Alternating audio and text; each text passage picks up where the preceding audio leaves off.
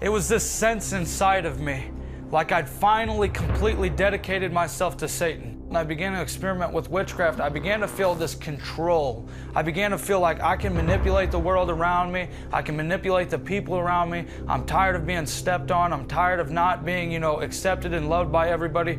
So I'm going to force it to happen. Control. Something Samuel Bishop had searched for his entire life. His father was a violent alcoholic who was in and out of prison. His mom was a drug addict, raising Samuel and his siblings in a rundown trailer. Some of my earliest memories, roaches crawling on me while I was sleeping. It was just terrible. There's always this feeling of just chaos all throughout the household. In the midst of the chaos, there was something else missing in his life: love and acceptance. Starting at 4 years old, he'd spend 2 years in foster care, bouncing from home to home, separated from his family. I said, well, if nobody wants to accept me, maybe there's nothing worth accepting in me. If my parents can't love me, even if they're messed up and they still don't love me, what am I really worth?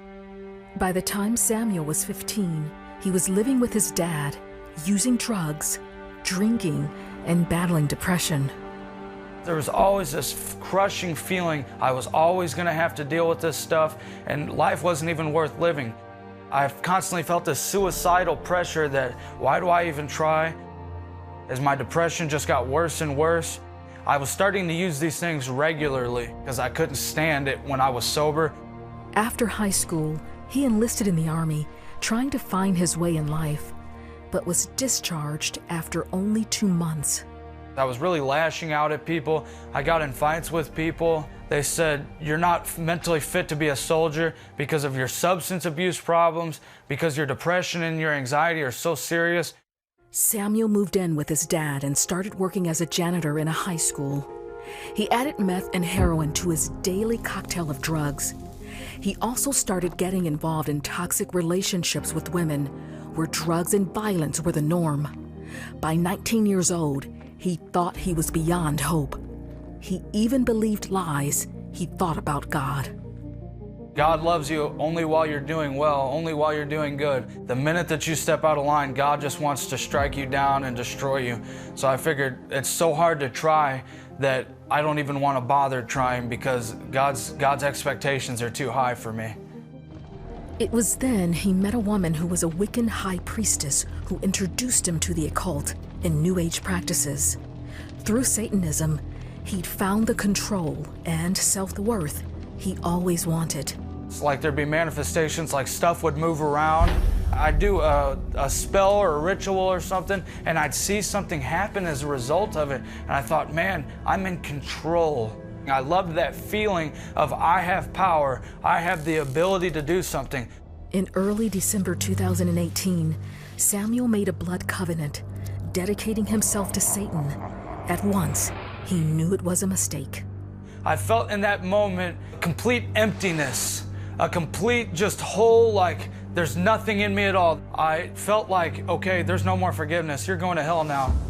The next morning, Samuel decided he would take his life at the end of the day, on his way to work. I had this mental image. It was the craziest thing in the world. It was Jesus. I began to feel like maybe he'll forgive me and I'll somehow find forgiveness and just be really low, just be like dirt to God. I'd be like, that's better than where I'm headed. Later, as soon as he got home, he searched the internet for Bible verses on spiritual warfare to help renounce Satan. I just began to speak these verses like, God will cause you to tread on serpents and scorpions and over all the power of the enemy. I took all my tarot cards, all my incense, my books on witchcraft. I took them outside and I threw them away. And I fell on my face outside and I said, God, I know that I don't deserve to be forgiven. I said, but if you want to forgive me, I'm asking for it, God. I need help. I need a new life. And when I walked inside, I felt a new presence in the room. And I'm like, this is so different. It's not heavy in here. There's no depression. I feel alive and I feel excited. I feel like I have this hope to look forward to. I feel like I have this future I'm looking forward to. Samuel says he was instantly delivered from his addictions and healed of mental illness. The minute that I came to the Lord, all that lifted off, and I knew I was forgiven. I knew I was clean. I knew God had given me a new life. And for the first time, I just felt this love and this joy from God, and I received that acceptance, and it was unlike anything I've ever had in my entire life. It was just so fulfilling. It was just so wonderful, and I knew I was a new person. Today, Samuel is married to Samantha and is an ordained youth pastor. He manages the men's sober living home run by his church. He's also involved in evangelistic outreach and counseling.